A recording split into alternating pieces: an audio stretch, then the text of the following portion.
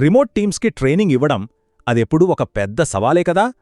మరి ఈ సమస్యకు మైక్రో లెర్నింగ్ అంటే చిన్న చిన్న శిక్షణా భాగాలతో మన టీం పనితీరును ఎలా మెరుగుపరచవచ్చో ఈరోజు చూద్దాం. ఇది నిజంగా మన పనిచేసే విధానాన్ని మార్చేస్తుంది. అయితే ఇక్కడే ఒక చిన్న సమస్య ఉంది.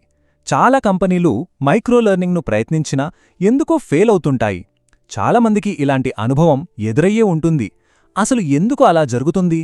ముందుగా ఆ కారణమేంటో అర్థం చేసుకుందాం. ఈరోజు మన చర్చలో ముందుగా మైక్రో లెర్నింగ్ చుట్టూ ఉన్న కొన్ని అపోహల గురించి మాట్లాడుకుందాం. ఆ తర్వాత అసలు మంచి మైక్రో లెర్నింగ్ అంటే ఏంటో చూసి అది సక్సెస్ అవ్వాలంటే ఏం చేయాలో తెలుసుకుందాం. చివరిగా తక్కువ బడ్జెట్లో మంచి ట్రైనింగ్ ఎలా ఇవ్వొచ్చో, మరి మన మొదటి అడుగు ఎలా ఉండాలో కూడా చర్చిద్దాం. సరే, మనం మొదటి విభాగానికి వచ్చేశాం.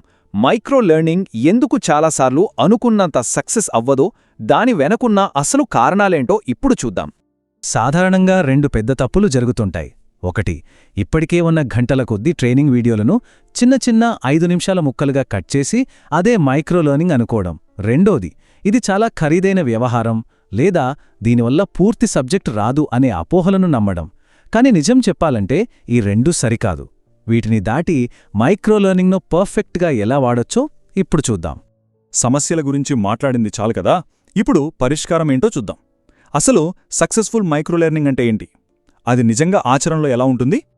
ఇక్కడ మనం గుర్తుంచుకోవాల్సిన ఒక ముఖ్యమైన విషయమేంటంటే, మైక్రో లెర్నింగ్ అంటే కేవలం కంటెంట్ను చిన్నగా చేయడం కాదు. దాని అసలు ఉద్దేశం సరైన సమయంలో, సరైన చోట అవసరమైన సమాచారాన్ని అందించడం. దీన్నే జస్ట్ ఇన్ టైమ్ సపోర్ట్ అని అంటారు. అంటే ఎవరికైనా ఓ సమస్య వచ్చినప్పుడు వెంటనే వాళ్లకు పరిష్కారం దొరకాలి అన్నమాట. ఇది ఎంత బాగా పనిచేస్తుందో ఒక చిన్న ఉదాహరణతో చూద్దాం. అనుకోండి, ఒక ఎంప్లాయీ పని మధ్యలో ఒక స్టెప్ మర్చిపోయారు. వెంటనే వాళ్ళు 2 నిమిషాల టాస్క్ సిమ్యులేషన్ ఓపెన్ చేస్తారు. అక్కడ ఎలాంటి రిస్క్ లేకుండా ఆ స్టెప్ను ప్రాక్టీస్ చేసి ఆ తర్వాత తమ అసలు పనిని కరెక్ట్గా పూర్తి చేస్తారు. చూసారా, సమస్య నుంచి పరిష్కారం వరకు ఎంత సింపుల్ జర్నీనో.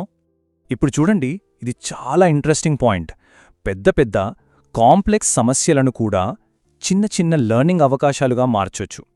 ఉదాహరణకి, కస్టమర్ సర్వీస్లో వచ్చే సమస్యలను చిన్న చిన్న నిర్ణయాలుగా విడగొట్టి ఒక్కో నిర్ణయం తీసుకుంటే ఎలాంటి రిజల్ట్ వస్తుందో చూపించొచ్చు. దీన్నే బ్రాంచింగ్ సినారియో అంటారు. ఇంకో మంచి టెక్నిక్ ఏంటంటే, ఇవి చెయ్యండి, ఇవి చెయ్యొద్దు అని చూపించే వీడియోలో ఒక పనిని సరిగ్గా ఎలా చేయాలో చూపిస్తూనే అదే పనిలో ఎలాంటి తప్పులు చేస్తారో కూడా చూపిస్తే ఉద్యోగులకు చాలా క్లారిటీ వస్తుంది. ఇది వాళ్లకు సరైన పద్ధతులు నేర్చుకోవటానికి బాగా హెల్ప్ అవుతుంది. ఓకే, ఇప్పుడు మనం పరిష్కారంలో నెక్స్ట్ స్టెప్కి వెళ్తున్నాం. ఈ మైక్రో లెర్నింగ్ స్ట్రాటజీని సక్సెస్ చేయడానికి కొన్ని రూల్స్, ఒక ఫ్రేమ్వర్క్ కావాలి. అవేంటో ఇప్పుడు చూసేద్దాం. చాలామంది అనుకునేదానికి భిన్నంగా ఇది నిజంగా చాలా ఆశ్చర్యం కలిగిస్తుంది. కొత్తగా కంటెంట్ క్రియేట్ చేయాలంటే చాలా ఖర్చవుతుందని అనుకుంటారు కదా. కానీ నిజమేంటంటే, మన దగ్గర ఇప్పటికే ఉన్న వెబినార్లు, పాత వర్క్షాప్ల కంటెంట్నే చిన్న చిన్న లెర్నింగ్ ముక్కలుగా మార్చేస్తే సరిపోతుంది. బడ్జెట్ కూడా బాగా కలిసి వస్తుంది. ఒక మంచి మైక్రో లెర్నింగ్ ప్రోగ్రాం కోసం కొన్ని కీ పాయింట్స్ ఉన్నాయి. ప్రతి లెర్నింగ్ మెటీరియల్ పనితీరును మెరుగుపరిచేలా ఉండాలి. అన్నీ ఒకే దగ్గర ఈజీగా వెతికేలా ఒక లైబ్రరీలా ఉండాలి. ట్రైనింగ్ అయిపోయాక ఫీడ్బ్యాక్ కూడా ఇవ్వాలి. చెప్పినట్టే పాత కంటెంట్ను మళ్లీ వాడుకోవాలి. ఇంకా టెంప్లెట్స్ వాడితే పనింకా ఫాస్ట్ అవుతుంది. సరే, ఇప్పుడు మన ముందున్న 2 పెద్ద సవాళ్లు: ఎంప్లాయీస్ని ఎంగేజ్ చేయటం, ఇంకా ఖర్చు తగ్గించటం. మరి తక్కువ బడ్జెట్లో అందరూ ఇష్టపడే ట్రైనింగ్ ఎలా క్రియేట్ చేయాలో చూద్దాం. ట్రైనింగ్ను ఇంట్రెస్టింగ్గా మార్చడానికి చాలా దారులున్నాయి. సీరియస్ గేమ్సు, యానిమేషన్లు, ఇంటరాక్టివ్ డెమోలు ఇలాంటివి వాడితే చాలా బోరింగ్గా అనిపించే కంప్లైంట్స్ ట్రైనింగ్ కూడా చాలా ఆసక్తికరంగా మారుతుంది. ఖర్చులు తగ్గించుకోవడానికి ఇదొక గోల్డెన్ రూల్ లాంటిది. ప్రతి చిన్న లెర్నింగ్ మెటీరియల్కి ఒకే ఒక లక్ష్యం ఉండాలి. అంటే ఒక వీడియోలో ఒకే విషయం నేర్పాలి. దీనివల్ల కంటెంట్ క్రియేట్ చేయడం, మెయింటైన్ చేయడం చాలా చాలా ఈజీ అవుతుంది. ఈ చాలా పవర్ఫుల్ ఐడియా. మన టీంనే కంటెంట్ క్రియేట్ చేయమని ప్రోత్సహించడం. వాళ్ళ దగ్గర బోలెడంత నాలెడ్జ్ ఉంటుంది. వాళ్లే స్వయంగా కంటెంట్ తయారు చేస్తే అది చాలా రిలవెంట్గా ఉంటుంది, ఖర్చు తగ్గుతుంది, అందరూ దానిలో పాలు పంచుకుంటారు కూడా. ఓకే, మనం ఇప్పుడు చివరి విభాగానికి వచ్చేశాం.